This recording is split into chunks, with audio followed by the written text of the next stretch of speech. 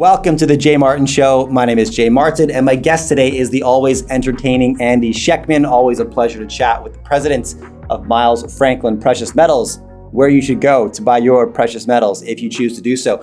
Now, this interview was fun. As always, we cover a lot of ground in the hour, so I encourage you to stick through to the end. I got an update on Andy's de-dollarization thesis and the BRICS currency concept, so very, very enlightening.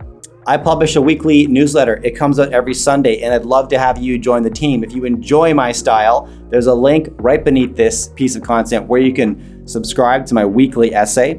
I talk about personal sovereignty, wealth creation, and general health optimization, which is all aligned on our path towards personal sovereignty, emancipating ourselves from the consequences of other people's poor decisions. Here's Andy Schectman. Enjoy. All right, here I am with Andy Schectman, back on the channel, and it's about time. I can't believe it was June since the last time we did this. Time flies, man. How you been?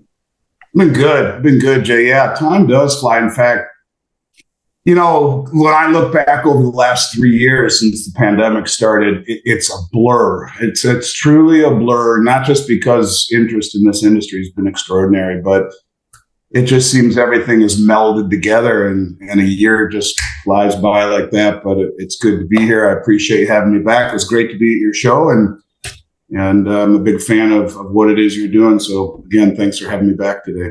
Our pleasure's all mine, man. Let's start here then.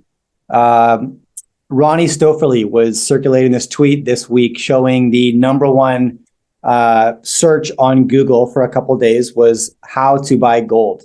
What do you make of this, Andy? Because we've been watching gold making sort of false starts at like maybe a run, maybe not a run, then it pulls back. I mean, frankly, I think the price is pretty healthy, and the trend is absolutely moving in our favor. Nothing goes up in a straight line. But what do you make of sentiment right now? What are you seeing? In the last 35 days, we've added over 13,000 clients. And that's what we would typically add in 3 years. We added it in 35 days. Since Silicon Valley Bank collapsed, the anxiety level has been unlike anything I can really kind of even begin to explain to you here. If I were sitting having a beer with you and talking for an hour, I might be able to kind of let you know what it was like. But I guess I'll look at it, I'll say it to you this way. During Silver Squeeze, I thought we would never see demand ever again like we saw during Silver Squeeze, where it was, 18, 20-hour days for a week or 10 days. But that was motivated by greed. I mean, they say we're motivated in two ways, by fear and by greed. And this was people wanting to capitalize on GameStop, on AMC, squeeze the bullion bank, squeeze the silver market. They thought, make a fortune. Okay, cool. Wrong motivation. That's not why you buy precious metals. You buy it because it is wealth. Not to get wealthy. It is wealth. But you flip-flop the table and I say to you, hey, your stock market, your bond market, your real estate market, yeah, they're all shaky. But when I tell you that the bank that you think is not a speculative endeavor, that it's just the place you put your money and know it's always there, if I tell you that can fall upside down, well, that's a whole different thing. And the anxiety that has been poured upon me over the past 3.5, 4 weeks is really, Jay, it's just the sentiment is off the charts, and yet it only represents but yet a very small portion of the public at large.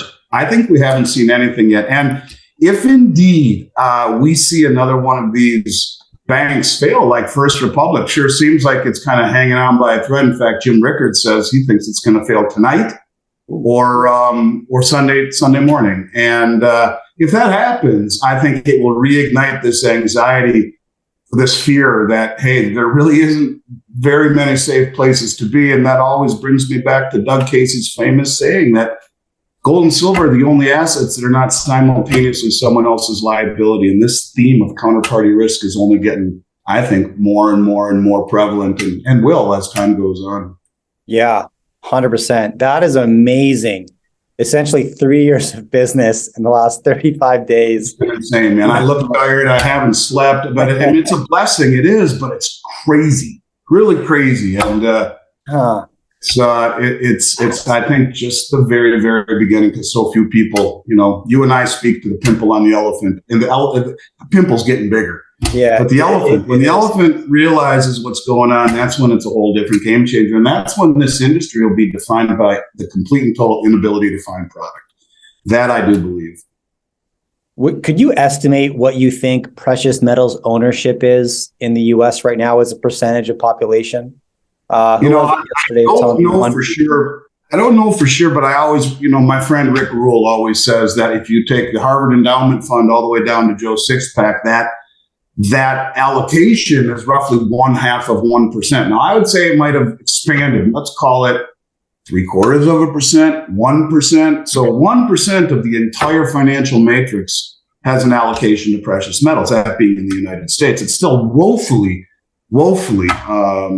underallocated to the public at large. And the thing of it is that what boggles my mind, you don't have to be overly sophisticated in financial assets to understand that, look for alternatives to a system that is in trouble.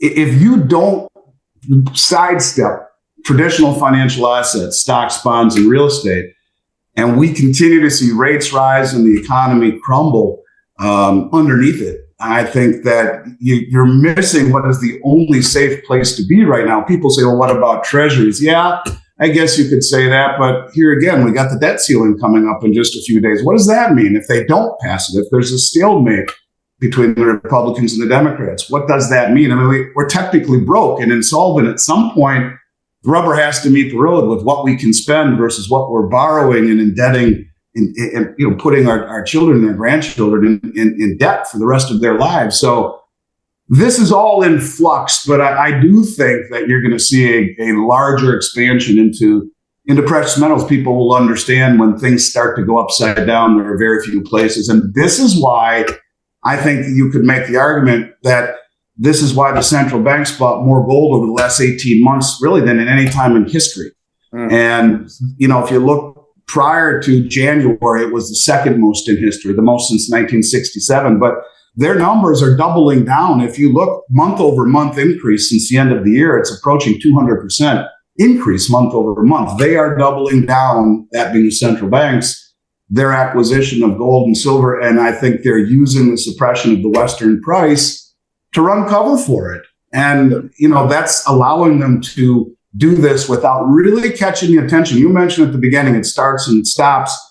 Look, there's big suppression on COMEX. In fact, right now, it might be the largest commercial bank short position ever on COMEX right now. They are trying desperately to cap it, to keep it from running, because it is the barometer of the health of the dollar, of the system. It speaks to the frailty of the system, and letting gold and silver run is something they really don't want to do. And quite frankly, it just seems completely idiotic and counterintuitive to have such a massive short position in gold right now in this environment when the central banks of the rest of the world are on a buying spree. I think it's a very, very dangerous place to be. I agree with you. Now, because you mentioned First Republic, I want to talk to you about the bank insolvencies we've seen thus far, but more importantly, the impact of those, right? There's been a couple of winners in this scenario, one being JP Morgan, another being Bank of America. They're scooping up clients. Do you expect that consolidation at the very top end of the banking sector to continue? And what does that expose people to? What's the vulnerability that occurs when we see massive bank consolidation? Yeah, it's 100% happening. And you could argue that the Fed is aiding and abetting this. In fact, it's not really, you don't have to look too hard to see that they are aiding and abetting this, because, all right, let's look at what happens. So you get, first of all, we've all been led to believe that bailouts were illegal since the '08 financial crisis, and bail-ins were now the new thing where you become an unsecured general creditor of the bank.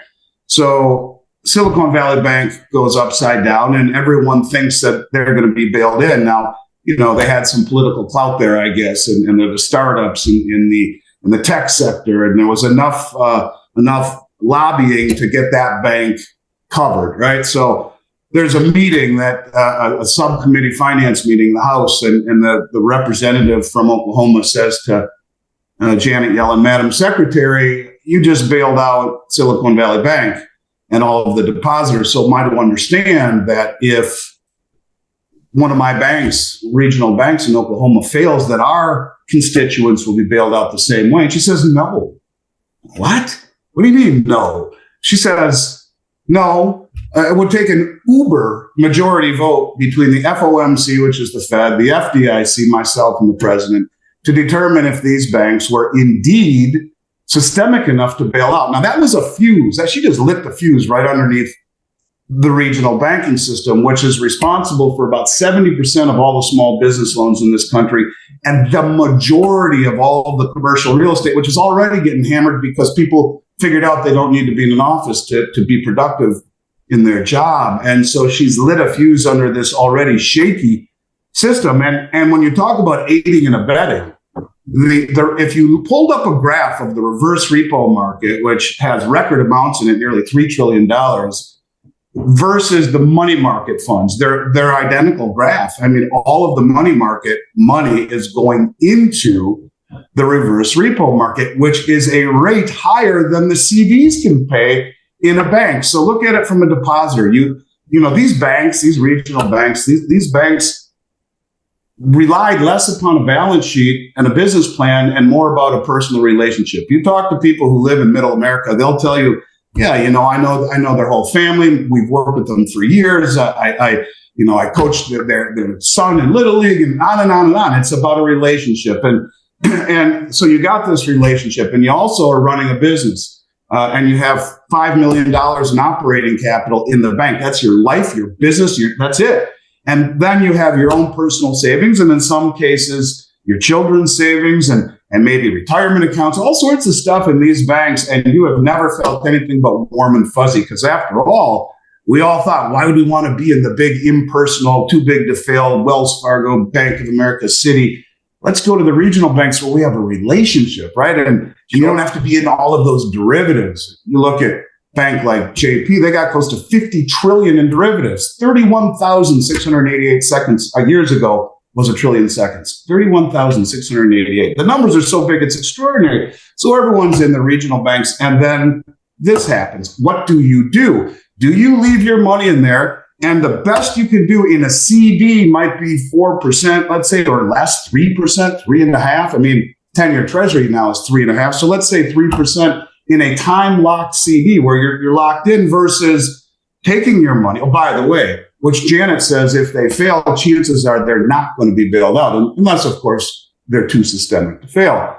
So why would you not take all of that money, except for the relationship, and move it over to Morgan Stanley or Citibank or B of A or Wells, who can offer you a money market account paying more than the CD with intraday, daily liquidity, not being locked in. And if the bank goes under, we've been told if they're too big to fail, they'll be bailed out. The fact that they are allowing this to happen, allowing all the money market money to go into the overnight reverse repo market, paying a higher rate than they can pay in a CD, tells me this is what they want. They want to blow up the regional banks and pen everyone into a handful of the commercial banks. It's very obvious to see why they would want to do that. The rollout of the new CBDC, which the Bank of International Settlements told us that everyone has to have one by 2025. You see this new settlement currency at the IMF. We got Fed now coming out in July, and this is exactly what they want. And I'll give you an interesting little side thing that I don't really hear too many people talking about, and it's about a lady named Lael Brainerd. Lael Brainerd ran for the Fed when Powell was up for reappointment. And I thought that she was going to win because, after all, why would Biden reappoint a Trump appointee? But he did. It surprised me. Now, Janet Yellen gets a lot of crap for being at the head of the Fed and now the head of the Treasury. But Lael Brainerd started at the Treasury, went to the Fed, and ended up being second in command at the Fed. She was vice chair here recently. She just left.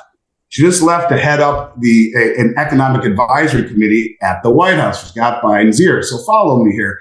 When she ran for the Fed position, I read her thesis, and it basically is modern monetary theory abolishing of all of the banks, including the commercial banks, with monetary policy going directly from the Fed to the public and back and forth. Mm-hmm. And so if indeed they're embracing what Lael Brainerd had to say, started at the Treasury, went to the Fed, number 2 in the charge, and now at the White House, if you really did want to roll out a CBDC and get rid of the banks, step number one would be to get rid of the regional banks. There's nearly 5,000 of them. Slowly find a way to freak everyone out, get them out of the banks and get them penned into the too big to fail banks, incentivize them with higher returns than they can get in the banks that are shaky as is and uncertain, and put them into the banks at a higher rate of return with daily liquidity backed by the Fed. And you couldn't draw it up any more clearly. So I truly do believe that we have not by even a little stretch of the imagination begun to see the end of this banking problem with the regional banks.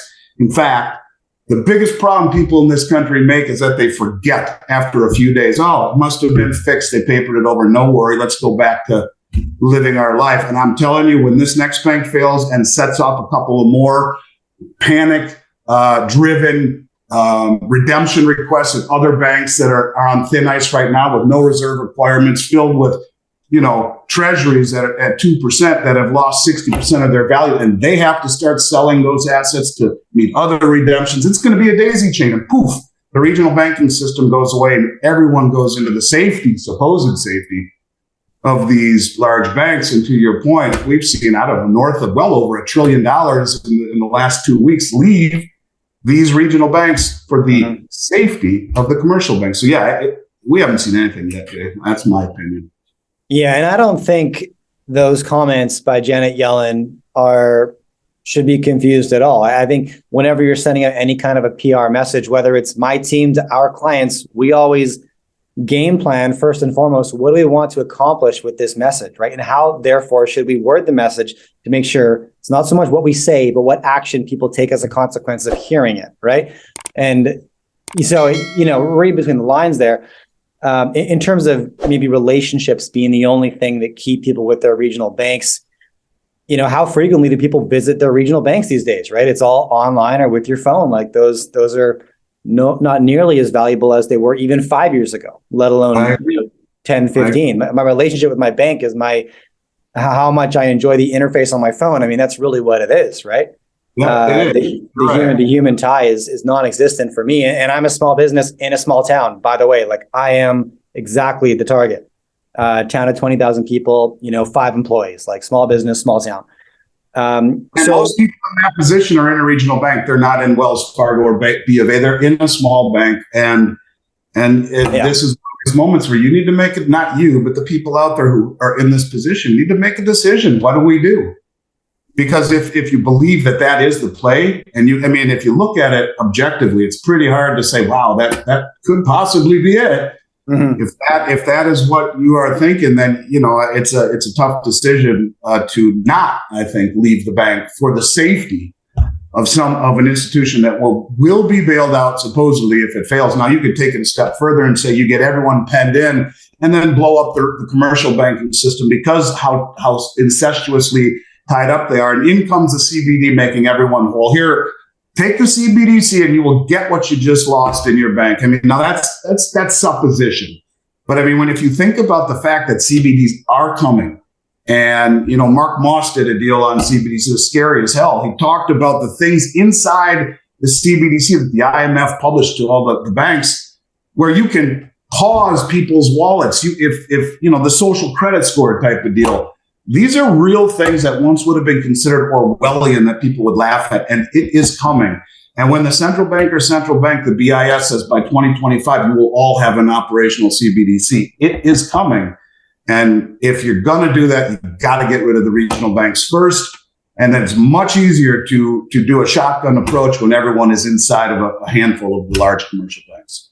And it's one of the oldest game plans in entrepreneurship, especially if you're trying to roll out new tech. I mean, I've invested in a few successful clinic roll-up companies, dental clinic roll-up companies recently, because they're developing some new tech that would be very effective in streamline operations in dental clinics. But step one is you got to roll up the industry and consolidate. And so you start picking off these ma and pa, single operator, single location clinics. So you have critical mass. Then you can roll out your new tech with efficiency. It's the exact same business plan, right? Step one, we got to consolidate the client pipeline. How do we do that? Well, we're not going to go and buy up thousands of regional banks, but we can scare the clients out to the big players who are going to play ball with us, right? And then it's much easier to just distribute whatever your product is. Just happens to be a CBDC. Oh, well, but here it is, right? So and the worst part about all this, Jay, is that, that's why I like talking to guys like you and other people in the industry, because it's cathartic for me. Because a lot of people would, that aren't paying attention would be like, come on, really? You really think that that's what they would do? And I do. And it's hard to try. It's a noble endeavor to want to help your friends and family. Most of them have no intention of beginning to want to understand or to give it enough credibility to understand. But yeah, and that's why I think that this will be easy picking for them to do. I think it'll be an easy endeavor. You blow up a few of more of these regional banks. And look, like I said, I've never seen anything like what it was like. It's slowed down a bit right now because, again, people's memory is short. But those first 2-3 weeks, I'm telling you, and I'm not joking, was 18 hours a day, 7 days a week, non-stop. And I'm just one company. The whole industry experienced the same thing. And let alone what happened going into the into the commercial banks. Yeah. It's a funny comment you made. Like, people would be refusing to believe that maybe this could be the strategy coming from the top. And I don't know why we tend, not we as in you and I, but, generally speaking, people tend to think politicians have different intentions than any other human being who's going to gravitate towards power, right? And authority. I mean, I don't understand why you would assume the intentions of anybody in a seat of power will be different just because they're in the White House, or just, it's the exact same game that Bezos is playing. It's the exact same game that anybody at the top of the pyramid is playing. It's consolidation of power. It's a human being with the same, human nature drivers as the rest of us. Why wouldn't they be playing the exact same game? So, okay, now what's the battle therefore, Andy, that you might see coming in terms of, we have a bit of a currency war occurring right now. I wouldn't say it's massive, but the US dollar influence is getting compromised at the margin, like not in any massive percentage basis, but oil deals are being done outside of US dollar, gold deals, commodity deals in general, starting to become more common, not common yet, but they're becoming more frequent than they were 5 years ago and a year ago for sure. Is there a strategy behind a CBDC rollout that would have the intention of combating any competition to the US dollar hegemony? Is there a play there, or what do you think? Well, it's interesting you asked me that question. When I spoke at your conference, I was interviewed by Michelle McQuarrie, and it was one of the greatest interviews I've ever done because of the questions she asked me. And she said, Andy, I really do believe in a lot of what you're saying, but I'm going to push back for the sake of the listener. And I had no idea what she meant by that, but she asked some real tough questions, and that was one of them. And I thought about it, and I thought, here's the deal. I've been talking for over 3 years in over 1,500 podcasts about the BRICS formation, about the de-dollarization. And it's something that I've seen very clearly, maybe something that I've seen more clearly than anything in my career. And I've gone on record literally for 3 straight years screaming about this growing union of countries, the BRICS, the Shanghai Cooperation Organization, the Belt Road Initiative, the Eurasian Economic Union. You put all these countries together, you're north of 85% of human population not going green.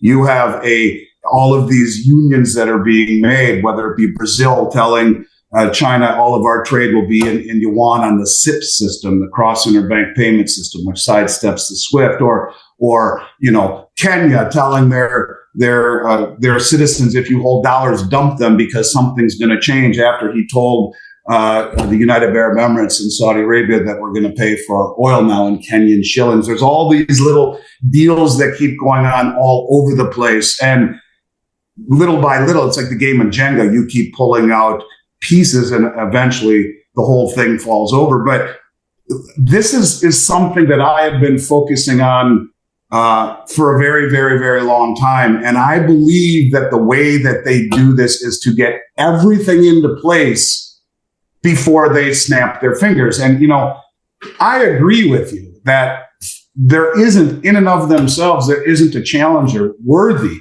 on many levels, whether it be militarily, whether it be economically, whether it be the share of currency transactions or the size of the markets or the liquidity, all of those things that people would push back against. I agree, but you put all of them together, all of these countries together, and the cooperation that is being made. And then you start to see things like Mexico formally apply to BRICS, France strike a 51-point treaty with China ranging from 5G technology to military engagement, publicly saying that we cannot support any aggression against Taiwan, and basically going and standing behind China's one country policy. And this is when you start to see our allies like Saudi Arabia, like Turkey, like Mexico, like France. There's rumors that Canada is even thinking about it. There are rumors that Japan is thinking about it. New Zealand, Australia. 19 countries have recently applied. 13 have already formally applied. Another 6 are have expressed interest, and 60 plus more are being courted into this new union. And so until it happens, the dollar has its hegemony until it happens. But once it happens, once all the pieces are in place, I think that will happen. There will be a challenge for the singular world reserve status. And I think it is coming, and it will emanate out of the BRICS. Now, how do we fight back? Because they told us it will be a currency backed by commodities, pegged by commodities. That's what we were told. We were also told that the Shanghai Cooperation Organization, whom Saudi Arabia just formally applied to, which is basically the largest regional military and financial organization in the world. So they're already being protected by Russia and now by China. So the pieces are being put into place. They get protected by Russia the day we leave Afghanistan. They formally apply to BRICS.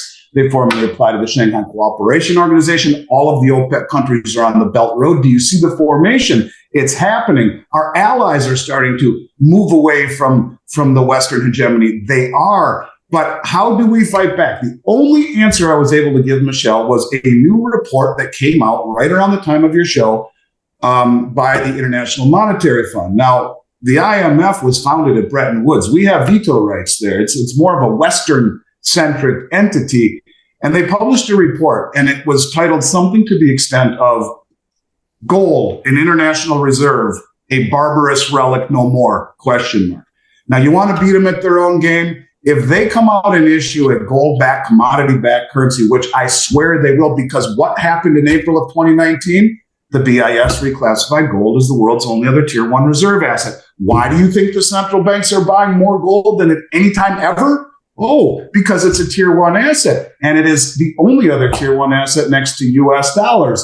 The new system, whatever it is going to have a pegging to commodities, because you're never going to drink that rancid Kool-Aid ever again when you see that our government, who controls the world reserve currency, not only is weaponizing it, but aside from that is doing what every other government since the beginning of time has done, and that is to choose inflation over austerity. So how do you win? You issue a gold-backed currency and you peg it to the new distributed ledger technology. And you do not make it convertible like these were, because President de Gaulle from France proved that convertible currencies convert. But you peg it to the new system and use distributed ledger technology to show the veracity and the immutability of the new currency that has pegging to it, and you have it audited and you have it transparent. And this is Zoltan Pozar. What does Zoltan say? We're entering a new system. Bretton Woods 3, a system dominated by transparency and commodities instead of debt instruments. And that's what I believe the only way that we could pull back what we would be losing would be to issue a currency with transparency, and that is trustworthy, because we've lost trust globally and it's increasing.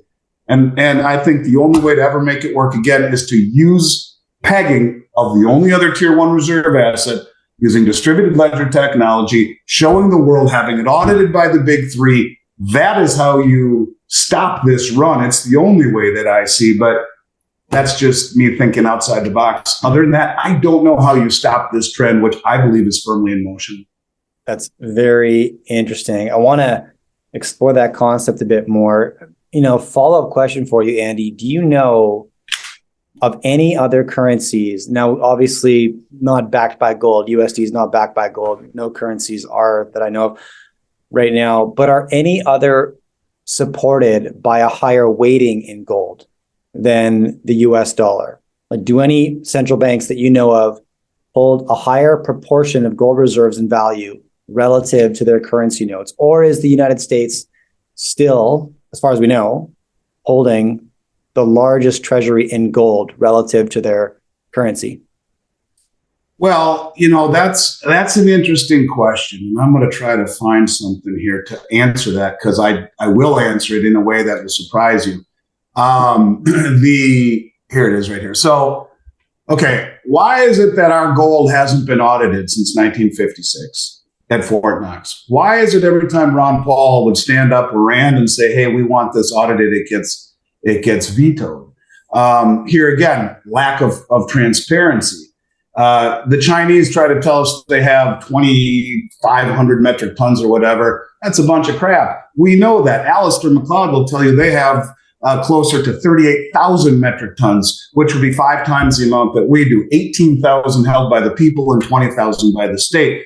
No one is really being honest about it. But to your question, and I want you to think about this, these countries that I'm about to mention have either applied to BRICS or potentially will apply to BRICS, or are in the Shanghai Cooperation Organization, or on the Belt Road Initiative. And you ask, are there any that hold bigger in terms of a percentage of their reserves? Venezuela, who has applied to the BRICS, has 82% of their holdings, of their foreign reserve holdings, their reserves.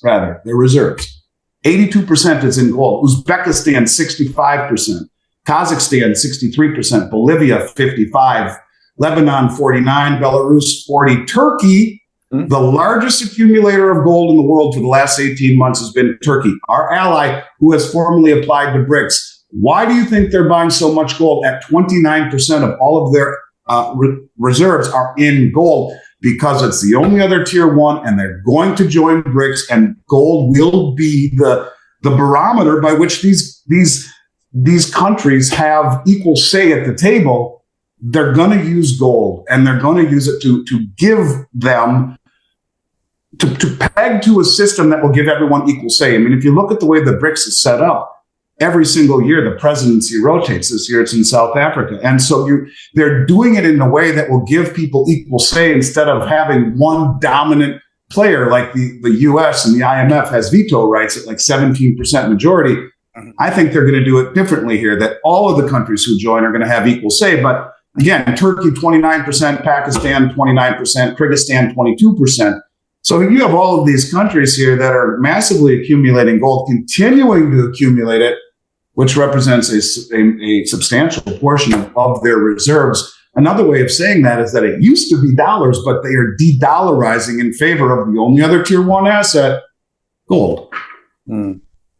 Is there a play right now, Andy, where the United States has recognized they need to reshore key industries in order to be truly competitive? Because right now, so much of what the United States consumes, even in terms of its competition with China and in terms of arming itself for potential conflict with China, are items that are bought from China, ironically.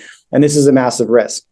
And so the only way to really reverse this trend is to, I guess, reverse the purchasing of foreign central banks buying US dollar treasuries, right? And that's the only way you get US economy's mind around reshoring mega industries like this. So roundabout way of asking, like, are there advantages to the United States losing the reserve currency status?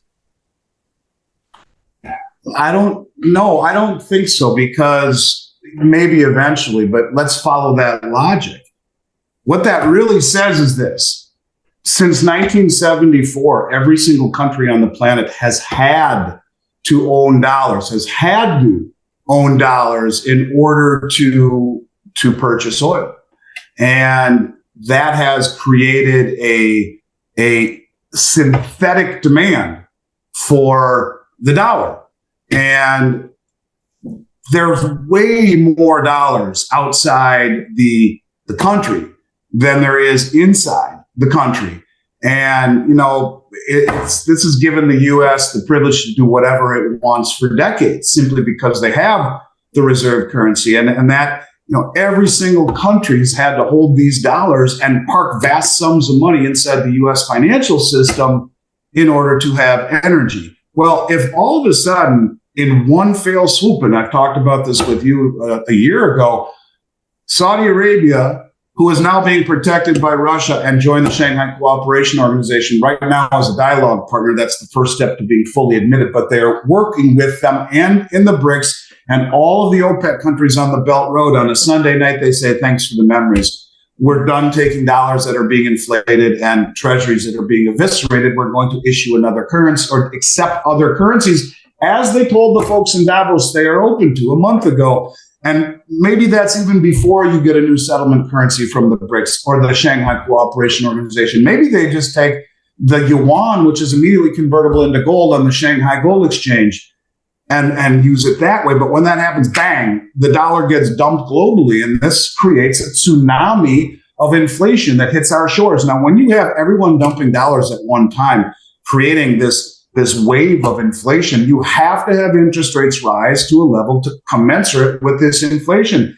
Imagine you have 20% inflation and 5% interest rates. Who's going to hold it when it's losing 3 times its value? So all the time, nobody. It will become toilet paper. It will become kindling. It will become Weimar Republic.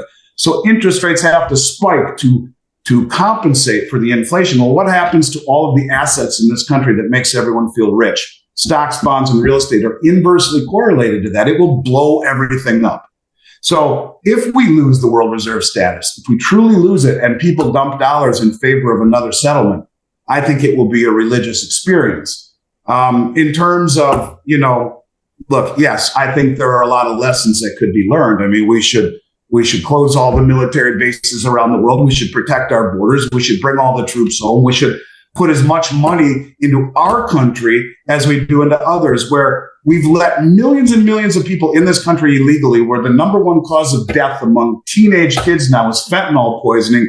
And we can think it's okay to not build a border wall to stop this for $5 billion, but $125 billion to the Ukraine in a war that we shouldn't be fighting with, giving pensions to their government. We're borrowing money to give pensions to the Ukrainian government. We have a $1.75 trillion pension shortfall in this country. In a country where Janet Yellen says we have to go to extensive measures to raise the debt ceiling. The last time she did this, a few months ago, do you know what she did? She borrowed money from the Civil Servants Retirement Fund, the Disabled Veterans Retirement Fund, and the Postal Workers Retirement Fund, borrowed.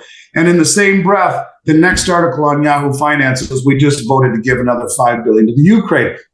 This country is so upside down in the things that they are doing. I don't think that they, even if they had the ability to find a positive in this negative, they wouldn't find it. In fact, the things that they are doing to me, including what they're doing to the banking system, is, it just reeks of controlled demolition. That this is what they are trying to do by weaponizing the dollar. Did they not think that would have consequences globally? We are sanctioning, 30 countries right now around the world. The G7 is, or more. So, at what point does the rest of the world say, you know what, screw off, we're done with you guys. We're done. And that's what is happening right now. And I don't see any pleasant outcome. Maybe after the dust settles. I would never count out the American spirit. And when our back's against the wall, that's when we do the best. But we have traveled so far down a very, very scary road that I just don't see it happening. And, we got this deal about going green. You got President Widodo from Indonesia, where a good portion of all the rare earth metals are found. You just got Chile saying they're nationalizing their lithium. And you got Widodo, who is a member of OPEC, saying all of us countries here who have the rare earth metals, we need to make an OPEC-style cartel for that too. We haven't been thinking this stuff out too well. Step number one would be to, I believe, become energy independent again. And that is, we're going the opposite direction. So, Jay, I wish I was more optimistic and had more roses and smiles, but I just think that it almost is like this is what they're trying to do by finding a villain rather than falling on the sword for the brain dead monetary policy and all of the stupidity that we've done by suppressing interest rates for decades, creating these distortions and misallocations. It's those sons of bitches, Xi Jinping, Putin, and OPEC. They did it to us, right? Just like it was Putin's inflation. Really? Study Austrian economics for 30 seconds and you know that inflation is always an increase in the money supply. It's a monetary event 100% of the time. It wasn't Putin. It was us by creating more money in the last 4 years than in the history of the country preceding it. So I think that this is what they want. I think that they realize they just came out with their balance sheet. Social Security, 77 trillion underfunded. And Reuters told us last week it'll be bankrupt in less than 10 years. The largest asset in the United States is student debt. We're almost 200 trillion in debt. And again, a trillion seconds ago was 31,688 years ago. There's your villain. They did it. Poof, everything blows up when everyone dumps dollars. Stocks, bonds, and real estate collapse as interest rates rise. It's the Great Reset. Now you come in with your CBDC and you start from scratch. You start over using gold backing your new system. Could that be, could that provide some optimism? Yeah, not until you go through a whole lot of pain, unfortunately, would be my feeling. And honest to God, I hope I'm wrong. My youngest kid's 16 years old next week, and I don't want them growing up, my 3 kids, in a world that is any less filled with opportunities and safety than the one that you and I grew up in. I'm with you. I think about that a lot. My kids are very, very young. Absolutely. And I'm where I want to be in terms of geographically located. I think relative to where else we could live, I'm Canadian, my wife's American. So that's kind of where we live between those countries. But, I wouldn't make that move yet. What limitations, Andy? Okay. So a couple questions, actually. You mentioned the volume of sanctions that G7 nations have placed in other countries. It is about 30. And they never work, by the way. A horrible track record of efficacy, right? Economic sanctions. And look at Venezuela, look at Cuba. A guest of mine this morning, Steve Hankey, was walking me through the sanctions that Jimmy Carter put on the Soviet Union to prevent American farmers from selling grain to the Soviet Union. And in theory, cutting them off the grain supply, they obviously turned around and started buying from an American rival at the time, Argentina, right? And bankrupted a lot of American farmers as a consequence.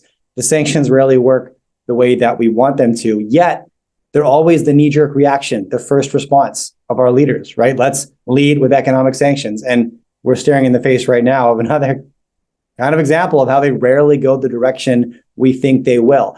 Do you think that is just short-sighted, short-term decision-making, or is it a flex from politicians that's hard to understand initially, but there's longer-term consequences? What are your thoughts on the economic sanctions strategy and why it's so ineffective?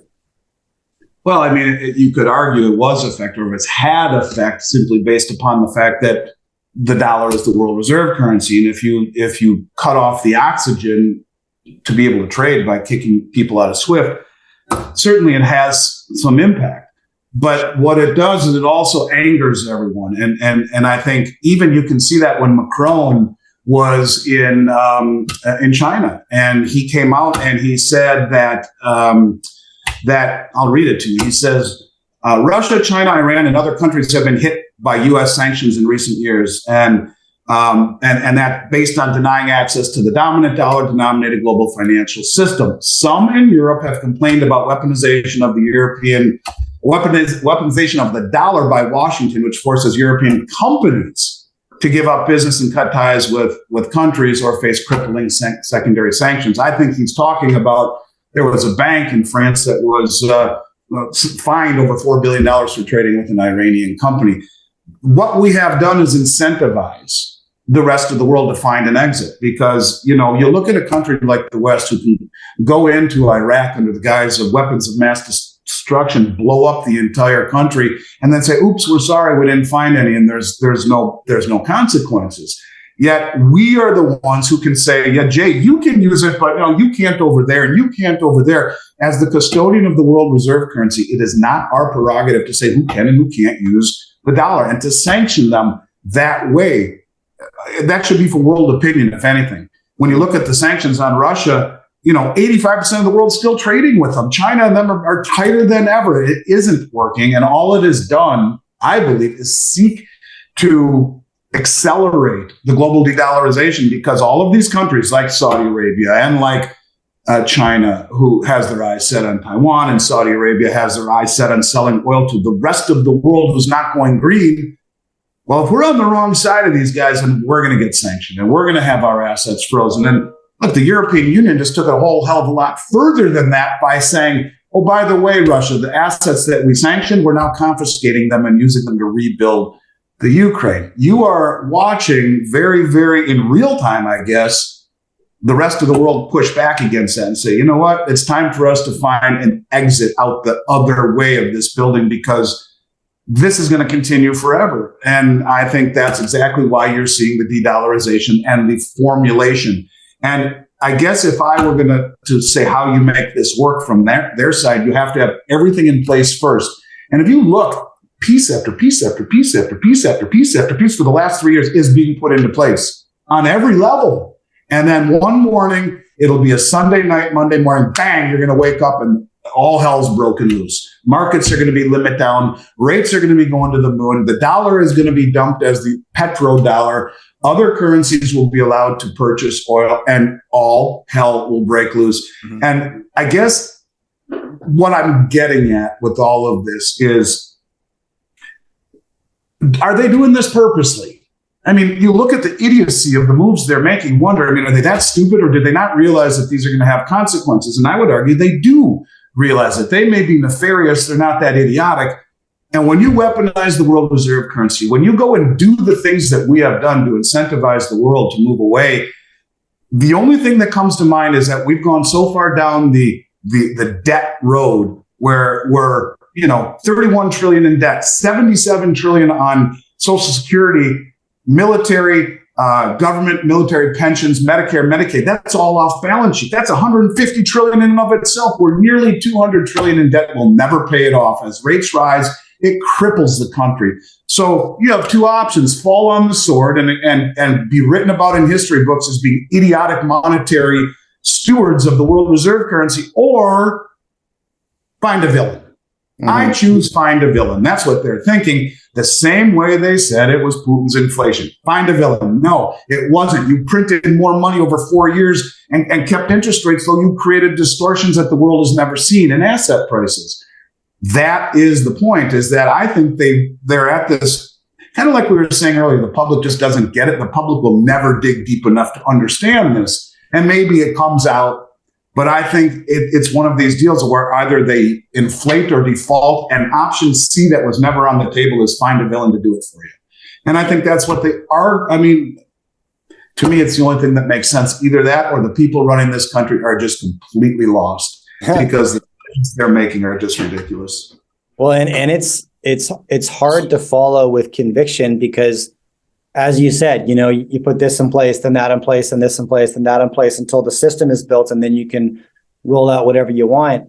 And it's hard to follow that story because it's almost like you have to read a chapter, but you only get to read one chapter per year. And the other 11 and a half months of the year, you have to read something else, right? Like we put something in place, but then, Stormy Daniels and Donald Trump over here, pay attention to this. And then another piece gets put in place, and Discord CIA leak over here, pay attention to this.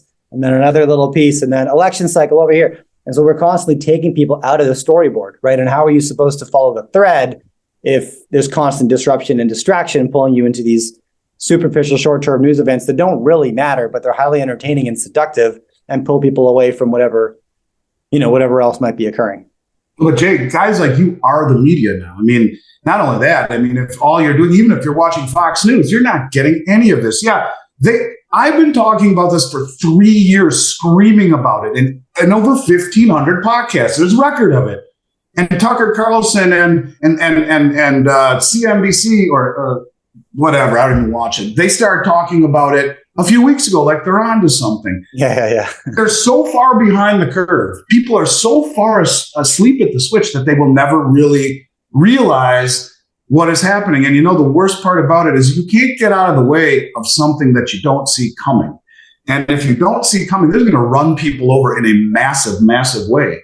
And it's frightening to me, because whether it be destruction of the system from within, of blowing up the banking system, letting the whole thing blow apart, and then issuing a new CBDC, or more likely the rest of the world saying we're just going to find an alternative to the dollar standard, and one that will be backed by commodities. Again, why are the central banks buying more gold than at any time ever? Why? Why was gold reclassified tier 1? Why gold? All of these things are happening piece by piece by piece. And when I started talking about it in 2019, when the reclassification happened and the banks started repatriating their gold and accumulating it, and the Belt Road Initiative, you were right, little by little by little, but it's like a roll of toilet paper, and it's slow. And then as you start to get going, and here we are now, and I can see the cardboard, and it's spinning fast, and we're getting close to that cardboard. What is that cardboard? I don't know. Is it the announcement by BRICS, or is it the announcement by Saudi Arabia and OPEC, who is now in the Shanghai Cooperation Organization, in the Belt Road Initiative, applied to BRICS, being protected by the rest of the world, who's not going green, that, hey, we're done taking dollars. Bang, game over. That fast, that quick. Is that what is happening? I don't know. Did they do this purposely by weaponizing the dollar to get to this point? Because how do you ever pay? What would the world look like if we woke up tomorrow morning to no food stamps, to no Social Security, to no pensions, government pensions, to all of these entitlements gone? What would the world look like? How do we begin to pay off a debt burden that we have? Most of it accumulated at the lowest interest rates in human history. You don't. You can't. We've offsourced all of our manufacturing. We don't produce anything anymore. You can't. And so I think it's either inflate, default, or find a villain that does it for you. Those are your three choices. And all my entire career, I said there were two choices: inflate or default, inflate or die. That's what Richard Russell always used to say. Now you got a third. And that, from a political standpoint, is probably the most appealing. Find a villain, blame them, a rallying cry, and then let everything blow up. Your patriotic duty is to stick with it, take the new CBDC, you'll be made whole, and start there from scratch with the new system backed by gold. Could that happen? I don't know. It seems logical to me. I'll tell you this, all the way up until the what if, that's all fact. The what if, I'm just putting 1, 2, 3, 4, 5, 6, and 7 together and say, well, what does 8, 9, and 10 look like? That's, I guess, open for debate. But any way you look at it, it's not pretty for the status quo as it is right now. Look, Andy, I want to thank you for coming back on the show, man, and chatting with me, getting back in front of my audience. I really do appreciate it. You're a blast to talk to, and I learn a ton when we do. Likewise. It's an honor, Jay. It really is. I love what you're doing, and thanks for having me. And again, anytime that that something crazy happens and you want to get a glimpse of what's going on in the metals market, or just chew the fat, I'm a text or a phone call away, and jump on at a moment's notice. Thanks for having me. 100%, man, 100%. And we'll see you again in person at the VRIC in Vancouver in January. Wouldn't miss it. And everyone out there, you should go check out the show. It's one of the best I've ever been to. So thanks for having me, Jay, and I look forward to picking up where we left off, hopefully real soon. Yeah, sounds good. All right, Andy.